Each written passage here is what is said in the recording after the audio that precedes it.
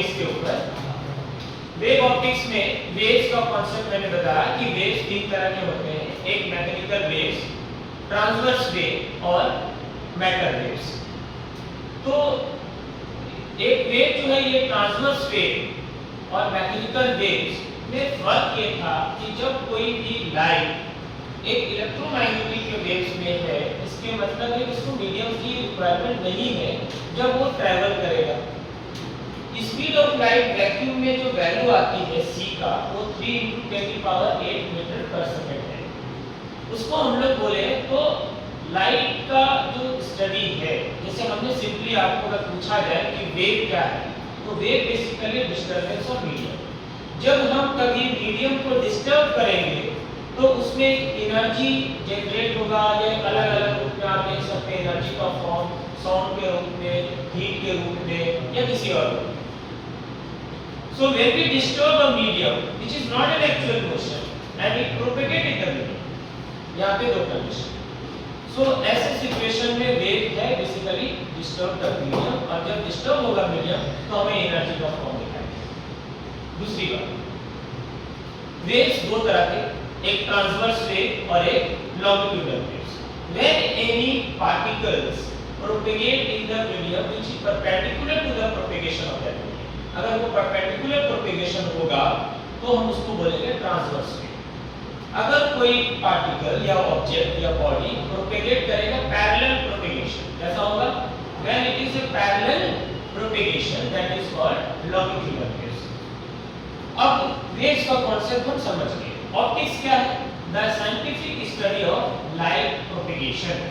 जब किसी मीडियम में, चाहे वो वैक्यूम हो या किसी पर्टिकुलर मीडियम में, जब लाइट ट्रैवल करेगा तो उसकी जो साइंटिफिक स्टडी है या रिसर्च है अलग अलग साइंटिस्ट के अकॉर्डिंग, वो क्या रहता है बेटा?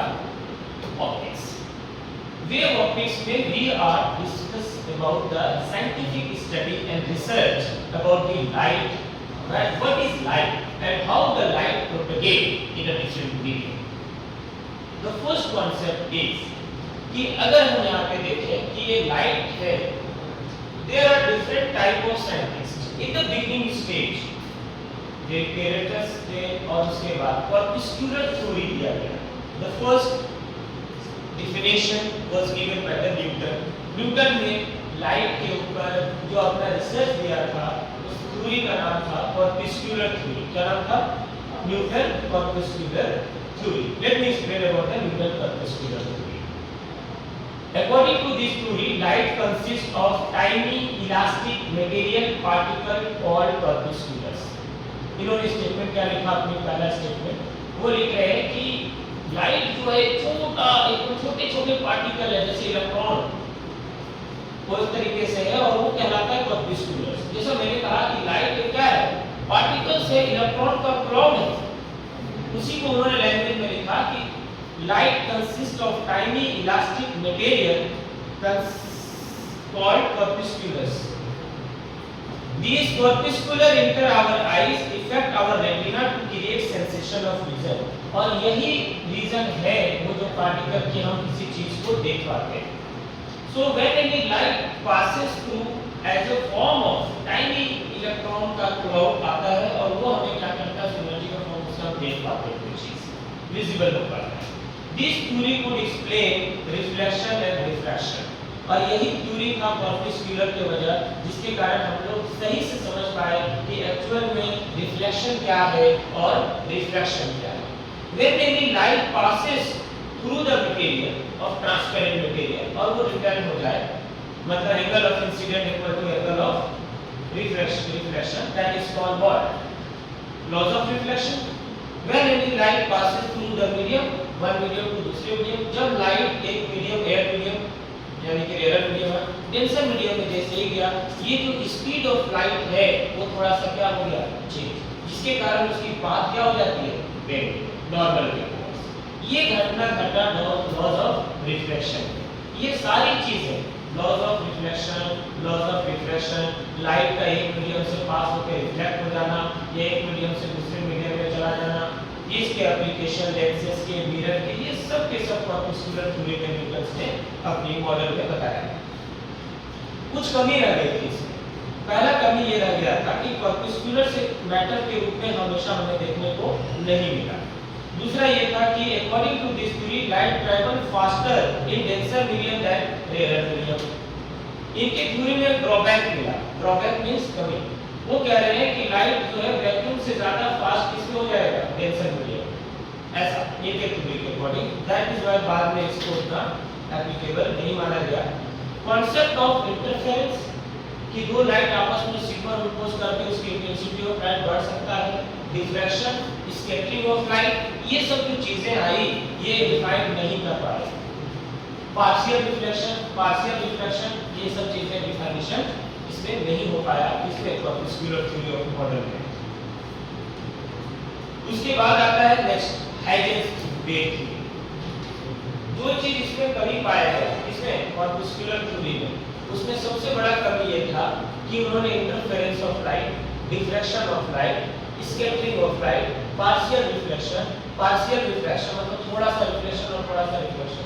जैसे कि हम एक अभी ग्लास बनाते हैं और एक साइड से दिखता है एक साइड से नहीं दिखता, क्योंकि पोलराइजेशन ऑफ लाइट के कारण कॉन्सेप्ट। अभी हमने ये देखा कि कोई क्रिस्टल है चमकता हुआ, वो रिफ्लेक्ट भी कर रहा है और रिफ्लेक्ट भी कर रहा है, मतलब पार्शियल मतलब थोड़ा रिफ्लेक्शन भी और थोड़ा सा रिफ्लेक्शन भी।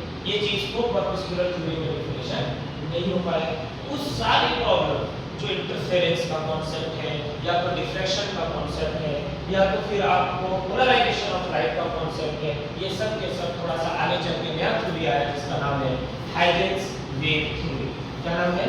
Huygens wave theory. ये सेकंड लाइट का थ्योरी था। Light travel is the form of waves. ये क्या बोल रहे हैं हम लोग? Light travel in the form of waves. किसने कहा है? हाइजेंस। न्यूटन ने कॉर्पस्कुलर में क्या कहा? Light travel as a particles. और ये क्या कर रहे हैं? Light travel as a waves. For the light propagate a medium called luminous ether medium. इसका मतलब ये बोले हाइजेंस ने कि अगर कोई ल्यूमिनस ईथर मीडियम है तो वो लाइट प्रोपेगेट कर सकता है। आपने देखा वो जुगनू एक कीड़ा होता है जो चमकता अंधेरा में, हाँ, उसके पास जो ल्यूमिनस ईथर है उसके शरीर में, जिसके कारण वो अंधेरा में भी चमकता है। तो ये वाला जो कॉन्सेप्ट है कि अगर कोई चीज ल्यूमिनस ईथर ना करके मटेरियल एग्जिस्ट कर रहा है तो वो लाइट जनरेट करेगा, चाहे वो अंधेरा में भी, अभी रेडियो जैसे है अंधेरा में भी लाइट दिखता है। सो अगर कोई ल्यूमिनस ईथर टाइप का कोई मटेरियल एग्जिस्ट कर रहा है means they are propagated light. इसके अकॉर्डिंग जिसमें Huygens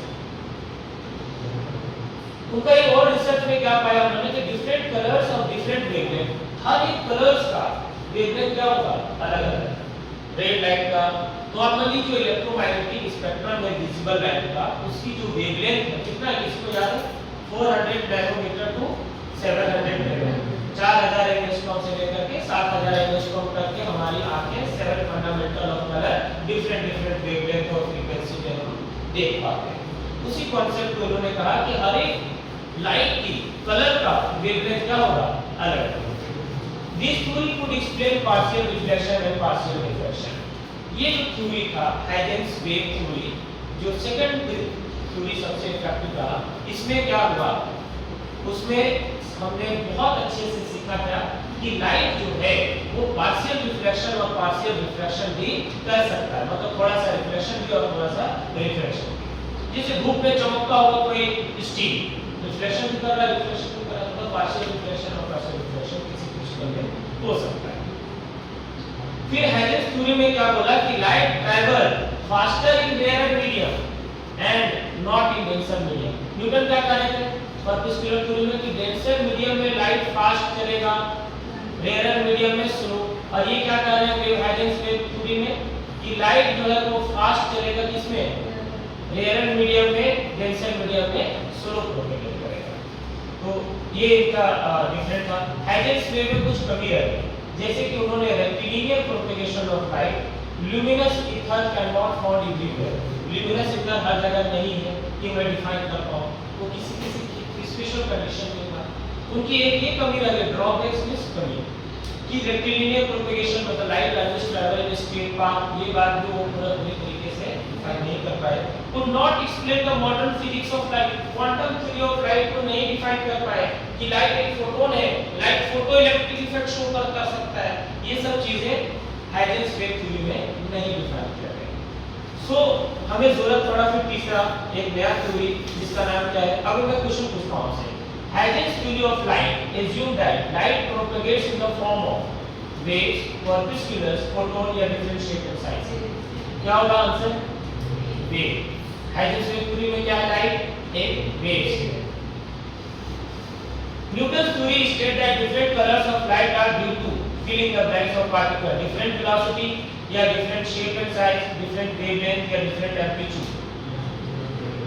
Newton's theory states that different colors of light due to a particle of different shape and size। Huygens theory could not explain what? Reflection, interference या photoelectric effect। Huygens theory of light could not explain what? Interference, reflection या photoelectric effect। क्या define कर पाए उन्होंने? Photoelectric effect. Next theory, उसके बाद आया Maxwell electromagnetic theory. क्या आया? Maxwell electromagnetic theory. क्या बोल रहे हैं मैक्सवेल? मैक्सवेल बोल रहे हैं कि लाइट जो है वो इलेक्ट्रिक और मैग्नेटिक फील्ड का परपेंडिकुलर प्रोपेगेशन है। लाइट क्या है? इलेक्ट्रिक और मैग्नेटिक फील्ड का परपेंडिकुलर प्रोपेगेशन है और वो बना क्या रहा है? Electromagnetic wave. किस फॉर्म में है light? Light is a form of electromagnetic wave. I share one story. When I used to in college, first day जब मैंने गया था, तो वहाँ पे प्रोफेसर आए और सभी स्टूडेंट से पूछा कि लाइट को डिफाइन करो। तो सबने अपनी अपनी किताबों में अपने अकॉर्डिंग याद करके रखा था। कोई बच्चा बोल रहा है सर लाइट एक पार्टिकल है, कोई कह रहा है लाइट एक वेव है, कोई कह रहा है लाइट एक इलेक्ट्रोमैग्नेटिक वेव्स है। सर बोल रहे हैं सब लोग अलग अलग डेफिनेशन दे रहे हैं, तो मैं किसको सही मानूं? एट द एंड सब सही, क्योंकि ये चारों जो थ्योरी है चारों रियल लाइफ में एप्लीकेबल है। पहला थ्योरी हमने बोला corpuscular theory, light is a particle, Newton ने दिया। दूसरा थ्योरी हाइजेंस वेव थ्योरी में उन्होंने कहा लाइट एक वेव है। तीसरा थ्योरी जो आया वो क्या है? मैक्सवेल क्या बोल रहे हैं? लाइट एक इलेक्ट्रोमैग्नेटिक वेव है, यानी इलेक्ट्रिक और मैग्नेटिक फील्ड का perpendicular propagation in the period. So propagation of electromagnetic waves, electric and magnetic field required। और इस तरीके से हमने मैक्सवेल की इलेक्ट्रोमैग्नेटिक थ्योरी को पढ़ा। This theory could not explain rectilinear path of light, reflection, polarization, interference and diffraction। ये सब जो है वो this theory आसानी से समझा पाया हमें कि लाइट इंटरफेरेंस भी हो सकता है, लाइट पोलराइजेशन भी हो सकता है, right rectilinear path of light हो सकती है या डिफ्रैक्शन भी हो सकता है। मतलब मैक्सवेल की जो वेव थ्योरी था इसमें ये जो कमी था इंटरफेरेंस, ये आसानी से डिफाइन कर दी। So Maxwell wave theory can easily explain the concept of rectilinear path of light, the concept of diffraction, the concept of interference, the concept of polarisation. लेकिन इनके अंदर भी एक कमी रह गई। मतलब क्या रह गया? He can not define the photoelectric effect कि लाइट एक फोटोन है, ये भी नहीं कर पाया। कौन? मैक्सवेल। इन्होंने इंटरफेरेंस को डिफाइन कर दिया, डिफ्रैक्शन को डिफाइन कर दिया, पोलराइजेशन को डिफाइन कर दिया, पार्शियल रिफ्लेक्शन को डिफाइन कर दिया, सब जगह फिट था, बट फोटोइलेक्ट्रिक इफेक्ट को ये भी डिफाइन नहीं कर पाए। ये उसकी कमी है। उसके बाद आए Einstein quantum theory of light. ये कौन सा थ्योरी है? Fourth. What is the name? Einstein quantum theory of light. You know quantum क्या होता है? क्वांटम एक ऐसी घटना है जब हम ये देख पाए कि कोई पार्टिकल एक ही समय में कई स्टेट्स में, यानी लिक्विड में भी हो सकता है, सॉलिड में भी, गैस में, किसी बॉक्स है, प्लाज्मा, साउंड एनर्जी भी दे रहा है और लाइट एनर्जी भी दे रहा है, हीट एनर्जी भी दे रहा है, एक ही समय में कई states. So it is very difficult to identify. इसलिए फिल्मर ने कहा कि अगर किसी ने समझ लिया क्वांटम को, वो झूठ बोल रहा है। किसी को समझ पाना मुश्किल है। दुनिया का सबसे झूठा इंसान उसी को कहा फिल्मर जो ये कह रहा है कि मैं क्वांटम समझ गया, क्योंकि इट इज वेरी डिफिकल्ट। ये क्या कर रहा है? जैसे कि मैं तुम्हें एक पत्थर फेंक के मारूं तो क्लासिकल मैकेनिक्स में उसका फोर्स, मोशन सब कुछ देखते हैं, लेकिन उस पत्थर को इतना महीन करके फेंको और उसको तेजी से फेंको तो शायद वो सारा रिटर्न आ जाए मेरी फेस पे, या कुछ उधर चला जाए, या हो सकता है वो रोटेट करने लग जाए। It is very difficult to there find the position and momentum. So हम कहेंगे कि वो क्या हो गया? क्वांटम जैसा है। क्वांटम स्टेट में position momentum can not be easily explained. So ऐसी सिचुएशन में अगर एक ही समय में एक इलेक्ट्रॉन को कई स्टेट्स में आप अगर देख पा रहे हो, it means that is a quantum. We can spin form, we can different form of energy, we can see different states of ये हमारा हो सकता है. So Einstein quantum theory of light में क्या पता चला कि लाइट एक क्या है, फोटोन है. क्या है? Photon. Light is a quanta of light. क्या दिया उन्होंने? Quanta. So light propagates in the form of pocket of light energy. Pocket of light energy क्या कहलाएगा? Quanta. And each quantum of light called photon energy. और हर एक quantum of light, pocket of light energy क्या कहलाएगा? क्या बनाएगा? Photon. and photon energy. अब मैं समझाता हूं इसका एग्जांपल. आपने देखा है रियल लाइफ में इलेक्ट्रॉन आपस में टकराते हैं. टकराने से एनर्जी इमिट होती है और वो एनर्जी फोटोन एनर्जी के बराबर होती है. और उस फोटोन एनर्जी को देखा गया तो इलेक्ट्रोमैग्नेटिक वेव में वो विजिबल रेंज जो है 400 नैनोमीटर 700 नैनोमीटर के बीच में. इसके मतलब वो लाइट एनर्जी के बराबर है. सो अगर मैं यहाँ पे इलेक्ट्रॉन है दूसरा इलेक्ट्रॉन आपस में टकराने से हमें क्या निकला? एनर्जी. किस form? Pocket of energy. This pocket of energy is what?